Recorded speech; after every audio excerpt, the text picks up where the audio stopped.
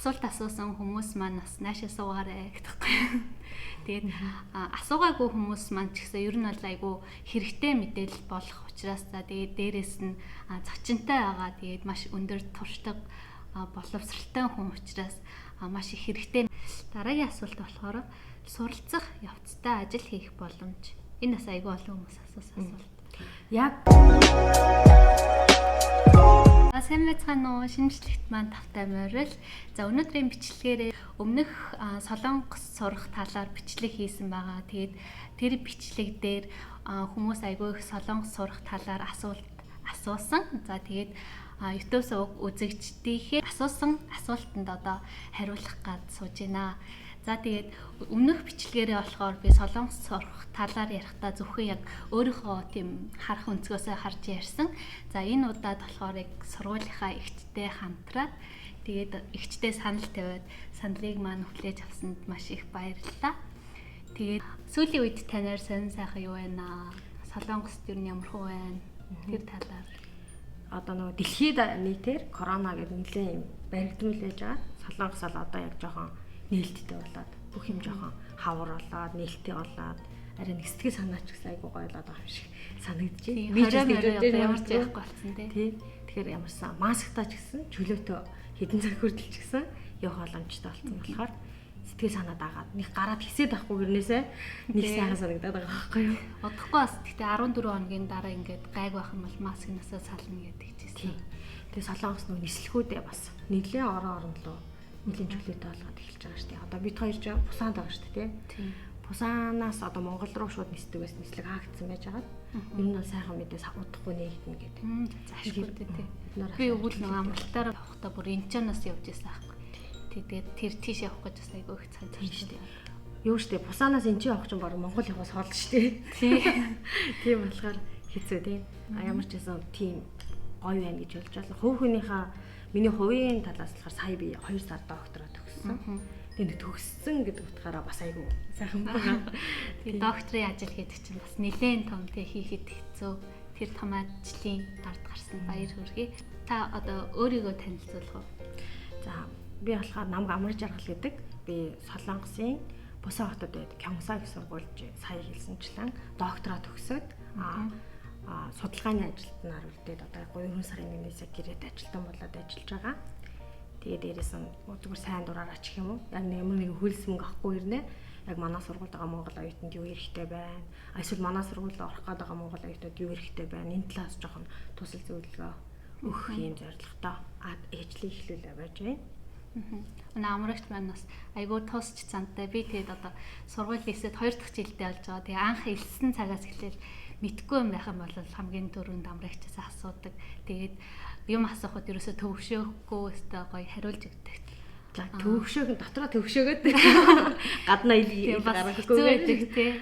Айгүй нэг завгүй байдаг тий нөгөө яагаад гэж байгаа юм гэхэлэр би өөрөө нөгөө сургуульд байхад амар хэцээсэн асуух болтохгүй. Тэг ингээ нэг солонгос хүнээс асуух хэрэгтэй юм уу? Ямар багшаас асуух хэрэгтэй? Хинээрөө хинээс асуух уу гэдэг ингэдэг. Тэр нэрээс нь монголчууд маань энд сурахын хажуугаар ажиллаа. Тэг мөрлөөд явдаг болохоор айгүй завгүй байдаг болохоор зовлонгийн мэддэг хүний үднээс дургуутсан дантраад өргөцөө. Тийм ерөөсөө өөрөө тийм цаг зав багтай ч гэсэн аль болох хүмүүс туслах гад тэгээд хариулж өгдөгт маш их баярлалаа. Би төдийгүй ер нь манай сургуульд байгаа тий Монгол оюутнуудад байнга тосолдог. Тэгээд хэрэгтэй мэдээллүүд дандаа өгдөг. За тэгээд асуусан асуултнуудаасаа ер нь бол юу 10 орчим асуулт байгаа. Тэгээд би хамгийн ихэнд болохоор ингээд олон давтагдсан асуултаас ахуулаад ингээд асуугаад явъя. Тэгээд асуулт асуусан хүмүүс маань бас наашаа суугаарай гэдэггүй. Тэгээд асуугаагүй хүмүүс маань ч гэсэн ер нь бол айгүй хэрэгтэй мэдээлэл болох учраас за тэгээд дээрэс нь зочинтой байгаа. Тэгээд маш өндөр туршдаг боловсралтай хүн учраас маш их хэрэгтэй мэдээллүүд байгаа. Тийм тэгээд бичлэгийг маань дуустал үзээрэй. За хамгийн эхний асуулт болохоор сургуульд элсгэд хуваараа материал бүрдүүлэхэн дээрүү зуучлалын газрын дээрүү. Энийг бол маш олон хүмүүс асуусан байсан л да. Яагаад гэх юм бол яг нааш Солонгос руу сурахаар ирэх гээд төлөвлөж байгаа хүмүүс маань яг алингаар нэрсэн дээр гэдгийг мэдтгүү. Таны бодлоор яг алин дээр вэ? Тэр энэ дээр нөгөө нэг би бас энэ асуултыг авчаад бодлоо. Тэр яг энэ зөв гэсэн хариулт бас байхгүй байгаа байхгүй юу? Тэгэхээр хамгийн гол чухал юм эндээс юу байгаа гэхээр мэдээлэл байгаа. Тэр мэдээллийг зуршлын газраараа дамжуулж авах уу? Чи тэр мэдээлэл өөрөө олоод авах боломж байгаа гэдэгтэй амар их асуудал байгаа байхгүй юу? Тэгээ Монголд байгаа хүмүүс нэг хэлний бэрхшээл ч юм ямар нэгэн байдлаас болоод эсвэл одоо нэг газар зурчлын газар даатгачвал тэндээс бүх юм хийгээд өгчвөл амар байдаг учраас зурчлын газруудыг сонгодог. Мэдээж тэгэхээр тэр тухайн зурчлын газар үйлчлэл өгж байгаа учраас өлсдөө байна. Тэр хөлсөндөө дарсан үйлчлэл өгнө. Зөвхөн бүгдийг нь бол хэлж байгаа юм биш. Зарим нэг газар яг үдэ санаатай үгүй санаандгүй байдлаар янз бүрийн бичиг баримт дээр алдаа гаргаснаас ч юм уу эсвэл арай жоохон буруу мэдээлэл өгснөөс ч юм уу хохирсон хүмүүс байгаад байдаг. Тэгэхдээ зурчлын газар хэрвээ би өөрөө энэ мэдээллийг олж авч чадахгүй гэж үзчихвэл зурчлын газрын дээр баталгаатай сайн зурчлын газар болоод төгсөх хэмжээнийхээ хөлсийг өгөөд тэрийнхээ хэмжлэгийн үйлчлэл авбал илүү сайн. Үнэхээр одоо над шиг ч юм энд байгаа хүмүүстэй холбоор боломжтой байгаад яг газар дээр нь байгаа хүмүүсээс мэдээлэл авбал бас илүү үнэн бодит мэдээллийг авч чадна гэсэн үг. Тэгэхдээ энэ маань зурчлалын газар ч юм уу хуваараа бэлтгэхэд бол визэнд бол нөлөөлөх гэсэн үг биш шүү дээ, тийм ээ. Яг сургуульд тэнцэх хүртэлх үйл ажиллагаа авч өгнө гэсэн. Виз бол бас дахиад тусдаа асуудал болж явж байгаа. Зөв. Тэгвэл яг нөгөө хуваараа илсгэд хүмүүс надаас тийг санагдсан л да. Цаг зав айгүйх зарцуулах байх. Өөрөө ингээд бүх сургуулиа судлаад ингээд яхаар цаг зав бас айгүйх зарцуулна. Тэгээ дээрэс нь хэлтэй байх шаардлагатай тий. Сургуулийнхаа талаар судлахад ядчил англи хэлтэй бол тий. Сайн судал. За дараагийн асуулт болохоор амрагч одоо Солонгос ирээд тэр удаж байгаа лээ. Би ч сая докторт яг 3 жил болж 19 оны 3 сарын 4-нд ирж байлаа. 3 жил жоохон гарч. Тэгээд дараагийн асуулт болохоор Солонгос хэл сурах талаар Солонгос хэлээ Монголд сурах нь зүгээр үү эсвэл Солонгост ирээд хэлний бэлтгэлээр дамжуулаад сурах нь зүгээр үү гэсэн тийм асуулт байсан. Би болохоор Монголд Солонгос хэл сурчаад ирж байсан. TOEFL-ийн 4 аваад анх ирж байсан байхгүй юу? Солонгост аг ирэхтэй.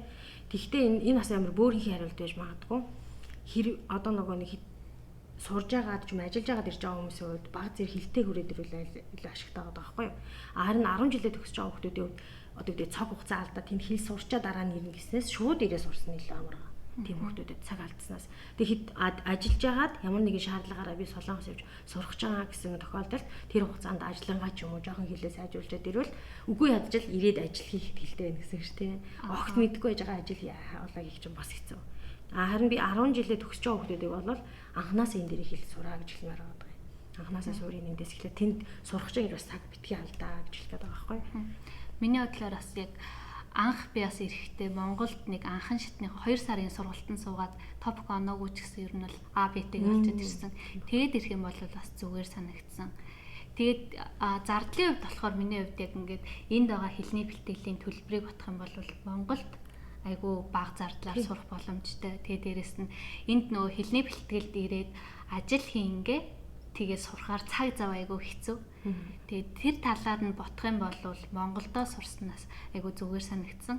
Гэхдээ би тэрийг нөгөө эрхийнхээ өмнө мэдчихсэн ч гэсэн наашаа хурдан л ирмээр санагдаад тэгээ хэлний бэлтгэлээр ирдээ цагийг битгий одоо гэдэг би хэлээс 100 топыг 4 авчаад 5 авчаад ирнэ гэж хэлээд бас нөгөө их цаг битгий алдаараа тий.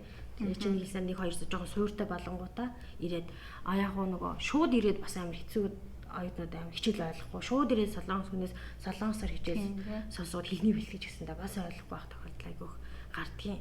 Тийм тэгээд хэлний бэлтгэлийн хичээлээсээ хоцроод би чадахгүй юм байна гэдэг тэгээд шууд хаях ч юм уу тиймэрхүү тохиолдол бас байдаг. За дараагийнх нь өөрийн сурдаг сургуулийн талаар хэрхэн элсэх талаар гэдэг энэ талаар асуусан. Тэгээд бас надаас нөгөө нэг өөрийнхөө сурж байгаа мэрэгжлийн талаар, аялал жуулчлалын талаар, мэрэгжлийн талаар танилцуулаач гэсэн. Тэрийг болохоор одоо ингээд тайлбарлахад цаг айгүй их зарцуулах учраас дараа нь би яг өөрийнхөө сурж байгаа мэрэгжлийн талаар бүтэн бичлэг хийж оруулъя. За тэгээд одоо болохоор сургуулийнхаа талаар танилцуулъя. Манай сургууль болохоор Кёнгсан их сургууль гэж Пусанд байрладаг байгаа. Пусан нь та бид харж байгаа юм аа яг Солонгос хамгийн урд захад байгаа далайн эргийн хот байгаа. Тэгээд сургууль маань болохоор сургуулийн байршил гэсэн яг Пусаныхаа голд нь байдаг. Тэгээд манайхаа нэг усын сургууль, хувийн сургууль гэж ярьдаг шиг Кёнгсан их сургууль мөр хувийн сургууль байгаа Солонгостой. Тэгээд Солонгосын сургуулиудыг бас та хэд анзаарч байсан баг гэд шатлал байдаг шүү дээ тий. Нөгөө магадлалыг тэмцсэн байдлаар нь. Тэгэд манайх шиг матлан итгэмжлсэн үгүй гэж хоёр англи дүүш тэр дотроо бас айгүй их төвшин байгаа байхгүй. Энгийн сургууль магадлан итгэмжлэгдсэн. Тэгээ тэрний дээд шатных байгаа. Ингээд дөрвөн шат байгаа. Тэгээ манай сургуулийн хувьд болохоор яг магадлан итгэмжлэгдсэн сургууль байгаа. Тэгэхээр ямар нэгэн гадны сургуулийн хүмүүс бол чөлөөтэй ирж сурах боломжтой гэсэн. Тэрний дээдлийн шат нь яа гэвэл нөгөө визийг эндээс олгоод эндээс визэндээ ороод энд кодоо явуулаад авдаг сургуулиуд цахим виз тэр байна. Эсвэл тэрний хамгийн дээд одоо нөгөө эдний Sky гэж яриад байдаг шүү дээ. Сөүл, Корея гэдэг ингээд сургуулиуд байдаг шүү дээ. Тийм сургуулиуд багтдаг англид нь болохоор бүр энэ сургууль тэнцсэн байхад виз мисэн дээр асуудалгүй л гэсэн үг баггүй. Тэгээ манай сургуулиуд тэгэхдээ тэнд маш цөөхөн сургуулиуд хамаарагддаг баггүй. Магадлыг дэмжлэгдсэн сургуулийн нэг гэж хэлж байна. Тэгээд бас мэдгүй хүмүүсээс байж магадгүй магадлан итгэмжлэгдсэн сургууль гэхээр одоо ямар сургуулийг тэгж ангилаад байгаа юм бэ? Эдний боловсролын яамнаас сургуулиудын одоо шалгуур үзүүлэлтүүд байгаа байхгүй юу? Хэдэн оюутан тав хэдэн багш таач гэдэг ингээд дотоод нэг үзүүлэлтээр явангуудаа магадлал хэмжээлийг олгодог. Тэгээд тэрэнд олгогдоод орсон сургуулиуд нь болохоор гадаад оюутан авах ч юм уу эрхийг нээж өгдөг байхгүй. Энэ магадлал хэмжээлээс хасагдчихаар гаднаас оюутан авах хэрэггүй болчихдог байхгүй юу? Тэгээд тэрэнд бас манай гадаад оюутнууд амар нөлөөтэй. Яа тэгэхээр зүхтчихдэг. Харлалт зүхтаад зөвхөн Монгол гэлтгүү Вьетнам, Хятад бүх оюутнууд зүхтдаг байхгүй. Тэгээд тэр оюутнууд хэдвхийг зүхтаад ирэхээр хөрхий сургууль нь яах вэ? Биднээс олоод магадлал хэмжээс ажил хийгээд зүхтаад яваа. Тэгээ бүр нөгөө нэг гаднаас оюутан авах хэрэггүй болчихдог байхгүй юу? Дараагийн асуулт болохоор хэлний бэлтгэлийн талаар болон одоо англи хэлтэй хүмүүс манаас англи хэл дээр хичээл үзэх боломжтой юу? Англи хэлний оноогоо ашиглаад сургуульд, солонгосын сургуульд элсэх боломжтой юу гэсэн тийм асуулт байсан. Нөгөө сургуулиудыг харахаар ингэдэг англи хэлтэй одоо бүх хичээлүүдийг хоёр ангилж байгаа байхгүй. Солонгос хэлтэй тэрэг, англи хэлтэй тэрэг хоёр ангилж хуваачаад байгаа. Тэгээ англи хэлтэй тэрэгтэй сургуулиуд маань яадаг гэхэлэр ерөөсөө солонгос хэл хамаарахгүй топ оноо шалтгааллахгүйгээр англи хэлнийхээ оноотой хүмүүс элсэж ороод бүх хичээл нь англи хэл дээр явагддаг. Тэгээ манай сургууль Пусанд байгаа цөөхөн хэдэн сургуулийн тоонд байгаа яг English тэрэг буюу англи хэлтэй хичээл авдаг. Бакалавраас авахлаа доктор хүртэл бүгдээрээ бүх шүтэнд байгаа байхгүй. Тэгээ мэрэгжил нь яг жоохон хязгаартай байж болох ч гэсэндээ хичээл нь бүгдээрээ англи хэл дээр явагддаг. Тэгээ манай Монгол тийм биш гэсэн одоо бусад нэг орнуудад тийш Индонез ч юм ингээд өөрийн хэлээс гадна англи хэлийг яг нэг бүх бичиг баримтын юмд хэрэгэлдэг англи хэлтэй орнуудын оюутнууд бол энд элсэж ороод ямар нэгэн асуудалгүй ингээд сураад явах боломжтой байгаа байхгүй. Би одоо анх удаа л мэдсэн шүү дээ. Манай сургуулиас англи хэлээр элсэж болох юм байна тий. Тэгээ одоо чиний мэрэгжил байгаа шүү дээ. Англи үйлчлэлийн мэрэгжлийн бакалавр ч гэсэндээ нэлээд олон оюутнууд яг зөвхөн англи дээр хичээл явдаг. Тэгэхээр нэг хичээл адилхан хичээл англи солонгос хэл хоёр хэлээр ордог гэсэн үг байхгүй. Тэгээ нөө англи хэлтэй бүлэг гэх юм уу гэдэг тэр тэрэгийн хүүхдүүд нь болохоор англи хэлтэй тэр хичээлээ сонгоод сураад явдаг гэсэн. Тэгээд ялгаад байх юм тий. Хэлний бэлтгэлийн талаар. Хэлний бэлтгэл ер нь бол дөрвөн үйлрэл л та. Мастер ч юм уу яг үнцгийж хоёр үйлрэлтэй байж хавар намрын. Хэлний болохоор яг жилийн турш дөрвөн үйлрэлээ одоо 3 сараар явдаг гэсэн үг. Тэгээд 100 намар өвөл хавар гэх 3 удаа авдаг. Тэгээд хэлний бэлтгэлийн виз авч орж ирсэн хүмүүс D4 визтэй хүмүүс бол дээдл нь 2 жил яг тэр визээрээ сурах боломжтой байхгүй. Тэгээд 2 жилээс дээш хэлний бэлтгэл сурдаггүй гэж баг ойлгоход болно. Тэгэхээр юу гэхээр тэр 2 жилийн хооронд дээшээ нөгөө үндсэн ангид орох оноогоо цуглуулад дээшээ гарах хэрэгтэй гэсэн үг байхгүй. 2 жил заавал хүрэх албагүй. 6 сар болоод 1 жил болоод ч юм уу те. 1 семестр болоод ч гэсэн тавгийн оноог авчих юм бол өөртөө аль болох хурдан оноогоо аваад сургуультай хэлэх боломж оюутны гарт боломж байгаа. За дараагийн асуулт болохоор суралцах явцдаа ажил хийх боломж. Энэ бас айгүй олон хүмүүс асуусан асуулт.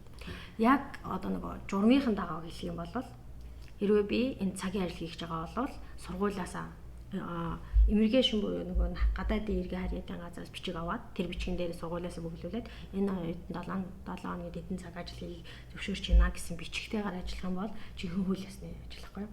Тэрийг нөгөө захиралдаа өгөөд ингээд бичиг баримтаа бүрдүүлчих юм бол ямар ч ажлыг яг тэр хуулийн дагуу ажиллах боломжтой. Гэхдээ яг нэг нөгөө хэлэхэд бол бид нар бол тийм зөвшөөрлийн бичгүүгээр бүгд ажилладаг. Ажиллах боломжтой гэд хэлчихвэл одоо бурууддаг юм байна.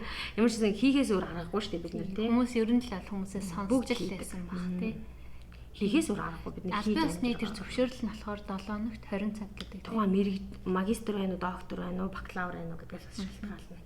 Тэгэхэд тэр цагийг тогтоож өгдөг. Хэлний бэлтгэлд ажиллавал хэлний бэлтгэл ер нь бол өдөр болгон хичээлтэй байгаа. Тэгээд тэр хичээлийнхэн завсраар ажилладаг. Тэгээд энэ тийм асуудал гардаг нөгөө уг нь миний бодлоор оюутнууд юу гэж зөвлөмөр гэдэг хэлний бэлтгэлд болохоор яг хэл рүү анхаарат тэгээд маш хурдан хичээл оноогоо үндсэн ангид ороо арай жоохон завтаа болно өдөр болгон хичээлгүй болно. Тэгэхгүй нөгөө нэг өглөөний хичээлд явчаад орой шөнө ажиллаад өглөө нөгөө хичээл дээр унтаад нэг ийм сонин тойрогт ороод тэгээ нөгөө оноон чагтдаггүй төвшин чагтдаггүй тэг ингээ яваад тэгээ нөгөө олсон мөнгө ч авахгүй нөгөө мөнгөж дахиад зарцуулаад байна шүү дээ. Төлбөртэй өгөө. Тэгэхээр би хэлний хэлхэл дээр жоо оюутнууд зүгээр нүдэн ханаад та бага хоол идэж чамаагүй газ оноогоо аваад үнсэн. Тэг надад бас яг тийг санагдсан л та хүн чинь робот биш юм чи аль альнийг амжуулаа явахад бүр маш хэцүү. Гэтэ мэдээж амжуулаад явдаг оюутнууд бас байгаа. Тэгсэн ч гэсэн яг ердийн хүний хувьд бол маш хэцүү хүнд ачаам шиг санагдсан. Тийм учраас хэлний бэлтгэлийн үеэр те яг хэлэндээ анхаарат тэгсэн арай дээр юм байна. За дараагийн асуулт болохоор бусад хотын талаар болон ажлын олдоц бусад хоттой харьцуулахад ямар байдаг вэ? За тэгээд бусад хотын талаар гэхээр би бас өмнө нь бичлэг хийжсэн. Бусад хотод аялахад тохиромжтой 10 газар гээд тэр бичлэгээрээ бас бусад хотын талаар ерөнхий танилцуулсан учраас одоо болохоор бусад хоттой харьцуулахад ямар байдаг талаар би нэг ийм оюутнаас нэг юм манай одоо Солонгос сурах гэж ирж байгаа оюутнаас авч ирсэн нэг асуулт байдаг байхгүй юу? Одоо манай Монголд ч улсын байгууллагууд аялагтай ирдэг штэ. На бусаан ч аялагтай гэсэн штэ. Хэлний бэлгэд наанч очиод нэг сайн аялал сурч юм шүү дээ гэдэг амар их яриад байдаг байхгүй юу? Тэгэхээр аялагтай, амар аялагтай. Бүр ялангуяа Солонгосчууд энэ бусааныхаа аялагыг амар гоё яриад байдаг штэ. Өөрөө жирж барай сүүлийнхэн чинь. Тийм аялгаа. Гэтэ сургууль сурж байгаа зааж байгаа багш нар бол үндсэн яг одоо тийм манай халах Монгол гэдэг шиг яг үндсэн Солонгос хэлээ заах учраас сүүлийн аялгаар адилхан сурахад бол асуудал байхгүй хэлний хэлтгэл. Тэр аялгаа хувьд болохоор миний хувьд яг тухайн хүнээс өөрөөс нь шалтгааллах байх. Би заримдаа тэгэл дуурайгаа яриад ахаар тэгж ярих гэж байгаа юм шиг. Тэгтээ яг зөв. Тэгтээ энд амьдраад ахаар өөрийн мэдлгүй мэддэг Солонгос хүмүүс ажилт хөөчи чүнчаан хэлний хэлээ сурсан юм. Чи босоод яагаад тэгэхээр сургууль дээр заахаа ч гэсэн орчин тийм байгаа болохоор гараа явахаар захтай дэлгүүрт нэг хүмүүс нь тэр аялгаа хэрэгжилж байгаа болохоор яалч үнэ жоохон сурсан юм байна. Тий, ялангуяа хөгшин хүмүүс амар ирдэг тийм. Би заримдаа ойлгодгүй шүү. Юу гэдэг юм мэддэг. Яг зөв. Нэг инээдтэй юм. Манай нөхөр нөгөө хэллгүй энэ дэрсэн. Тэгээ нөгөө хэлийг болохоор сургууль зураагүй ажил хийж явж байгаа сурсан чинь бүр цаанаасаа юм аялагтай гэдэг яригддаг болсон байсан. Бүр инээдтэйсэн. Би тэгээ баян давтлаараа тэгж хэлдэг юм аа гэл инээхээр яалч нөгөө ажил хийж явж байгаа сурахаар чи яг нөгөө манахаар одоо яг орон нутгийн тухайн хүмүүстэй харьцаж штеп. Сургууль сурж байгаа хүмүүс чинь өөр янз бүрийн газараас ирсэн багш нартай харьцаж байгаа болохоор аялал сурахгүй харин амьдарч байгаа харчинд ол сурах боломжтой гэж хэлгээд дээрээс нь ажил бол байгаа. Би энэ доктор сурахын өмнө болохоор Каванду гэдэг аймаг байгаа штеп. Тэг Каван аймгийн Кангнангийн хотод сурж байсан. Тэнд бол далайн ирэг рүүгээ хойшоогоо хой Солонгос тал руугаа байдаг болохоор энгийн ажил бол үнэхээр бусаан тааршил маш цөөхөн санагдсан. Тэгэнгүүтээ эрэгтэй ажил нь бол амар хэцүү санагдсан. Тэгээд бусаан бол бусад газартай харьцуулахад хамаагүй ажил сайдаа гэж бодоод байгаа.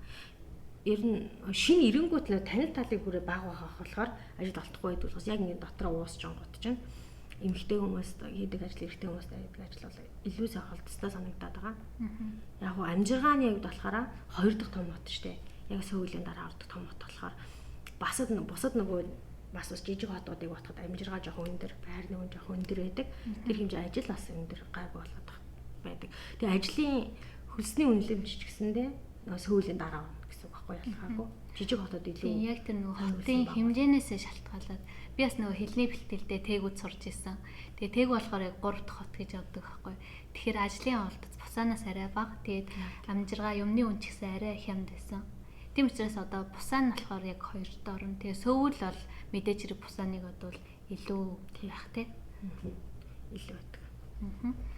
За дараа нь болохоор сургуулийн тэтгэлгийн талаар ер нь одоо Солонгос сурахад тэтгэлэг ямар байдаг вэ? Тэр талаар авах боломжос. Тийм.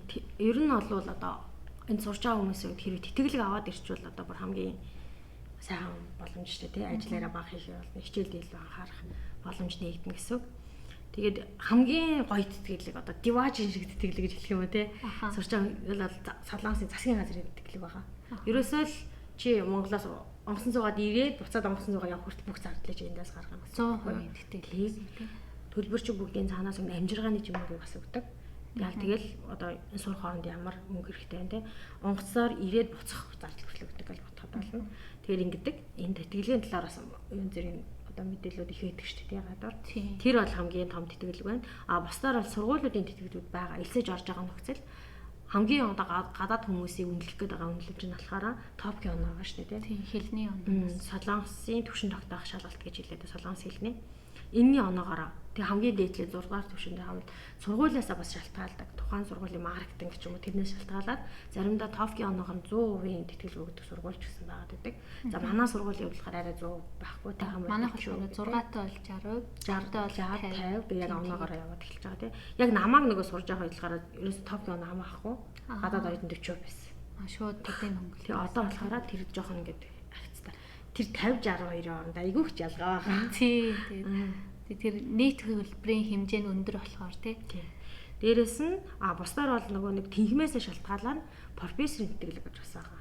Тухайн профессорын доор тухайн профессор авсан төсөл дээр хамт ажиллаад тэгээд амжиргаа эсвэл төлбөрөө ч юм ингээд төлөвлөлөд ингээд ажилладаг тэтгэлэг бас байдаг байхгүй. Тэгэхээр бас магистр доктор сурж байгаа хүний болохоор удирдахч багш маш чухал. Тийм ээ. Жохон хөдөлгөөнтэй удирдахч багштай хам бол тэр оюутан ч гэсэн хөдөлгөөнтэй юм сурна гэсэн. Тэгэл зөвхөн нөгөө нэг PPT-гээ заагаал яадаг багш ах юм бол яг л нэг тийм оюутан болт юм байлаа ер нь хараад байхад. Тэгвэл яг магистр докторт сурах гэж байгаа хүмүүс л удирдахч багшаа маш сайн сонгох юм. Сургууль болгоны сайт руу ороод тэрнээс тэнхмээ сонгоод тэнхмээ танилцуулгаар хараад бүх багш гарч ирдэг байхгүй юу? Тэгээ багш чинь зурагтайгаа болохгүй царийг нь харахгүй тийм. Зурагтайгаа холбоо ярих юмнаас байгаа байхгүй юу? Офисийн утас байгаа, имэйл нь байгаа. Болохгүй имэйл бич би Монголд байна. Би таны энэ мэрэгжлийг чинь сонирхоод байна. Би очиж сурах гэдэг. Миний боломж болохоор би 50% төлөх боломжтой ч гэдэг юм уу те. Эсвэл би сургалтын би өөрөө төлнө. Тэгтээ одоо амжиргааны зардал хэрэгтэй байна. Танд ямар боломж байна гэх ингээд өөрчлөөд бас багштайгаа харьцах боломж байгаа. Гэх нь болохоор сургуулаа хэрхэн сонгох талаар. За одоо сая түрүүн ярьсан нөгөө нэг улсын сургууль, хувийн сургууль гэж ярьсан. Тийм нэг бид нар чинь бодохтой ингээд өгдөө шүү дээ.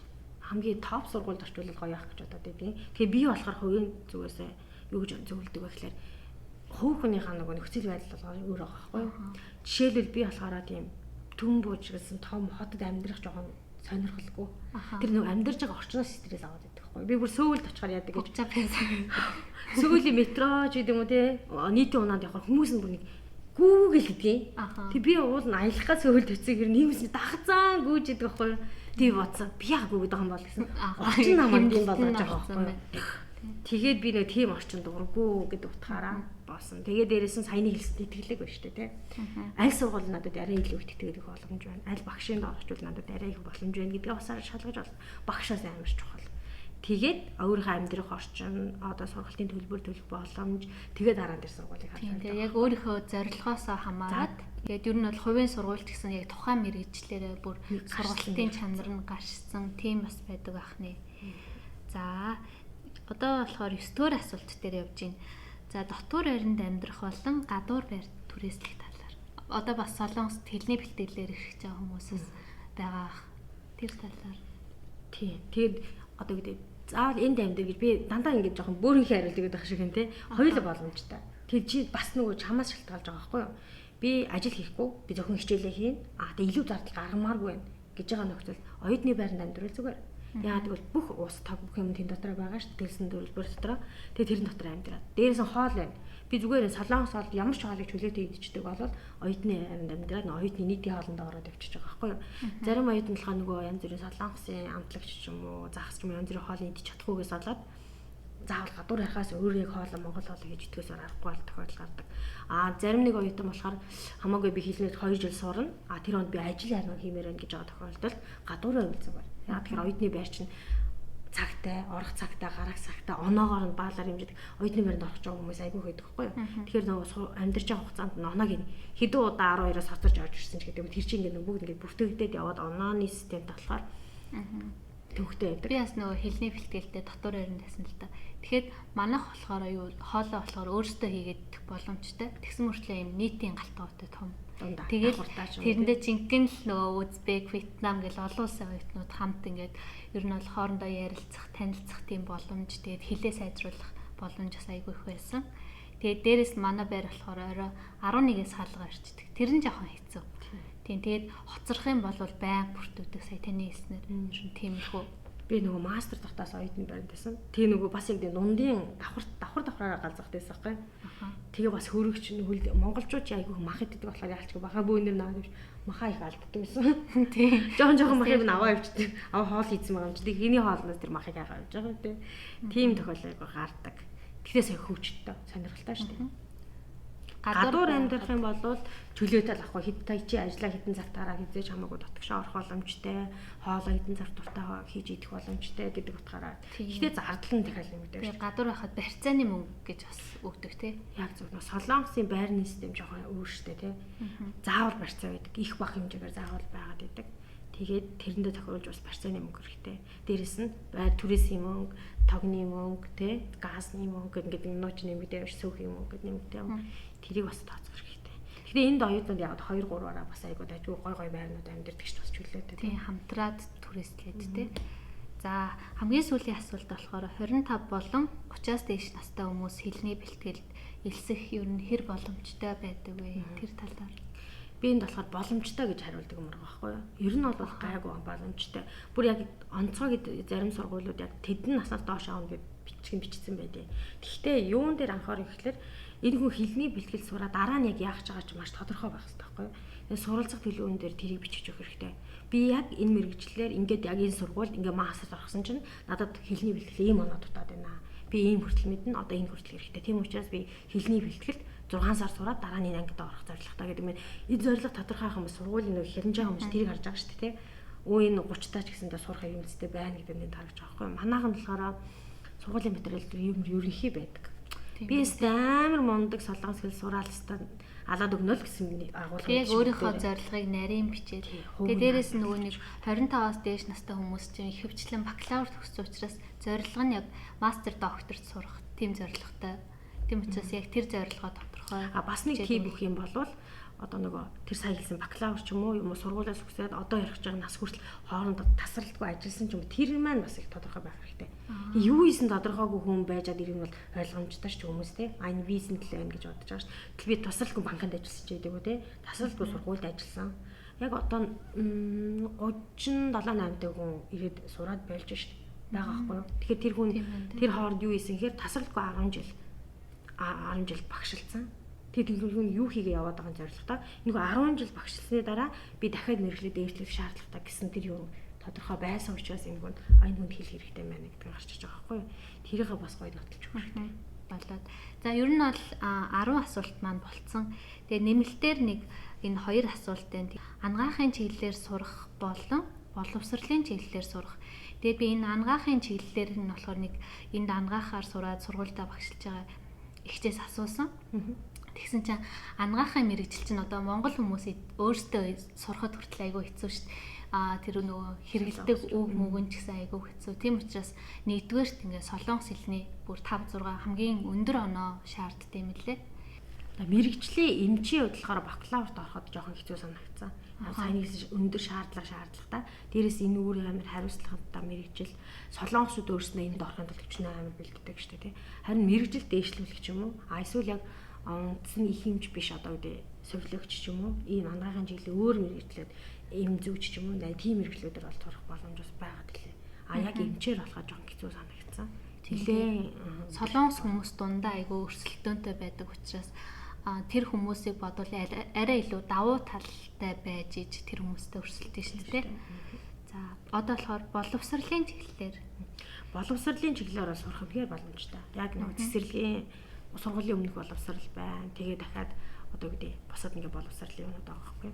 Боломж бол байгаа. Яг нөгөө солонгосын багшаар байгаа хэвчээ шүү дээ. Одоо жишээ нь Монголд багшийн сургууль өгсөн ирээд өргөжлөлөө магистр доктортой боловсролын чиглэлээр сурах боломж бол үнэхээр нээлттэй байгаа.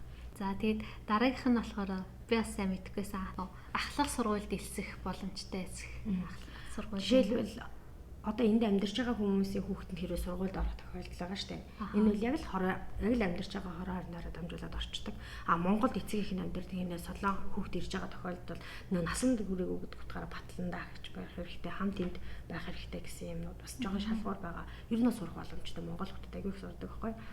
Тэгтээ тэр боломж одоо гэдэг юм даа ганц би насан дараа хүүхдээр энэ дээр сургуульд орох гэж хэзээ штэ. Тэгэхээр батлан даагч гэдэг юм янз бүрийн шаардлагатай гэсэн. Тухайн хүүхдийг харгалзах юм бас шаардлагатай. Одоо энд байгаа амьдарч байгаа одоо би жишээ сурж байгаа манай хүүхэд миний одоо оюутны виз дуусчлаа штэ. Тэнгүүд манай хүүхэд маань сургуульд орчих юм бол хүүхэд маань сургууль сурж байгаа гэсэн визтэй эцэг ихэд тэрний асархан болгож гэсэн визээс байдаг байхгүй. Тэгэхээр ерөнхийдөө хүүхдээрсээ одоо би өөрөө визтэй болох боломжтой гэсэн үг байхгүй. Сурахад бол асуудалгүй юм лээ. Тийм байна. Гол нь хүүхэд аягүй хурдан солонгос хэлнэ. Биднээс хурдан солонгос хэлдэг. Жоохон байх тусмаа илүү гоё. Зөвдөвшөрхөн сур. Манайх ч одоо ингээд 1-р ангиас 12 дугаар анги гэдэг шүү дээ. Эдний болохоор бүр сургууль нь тустай байдаг.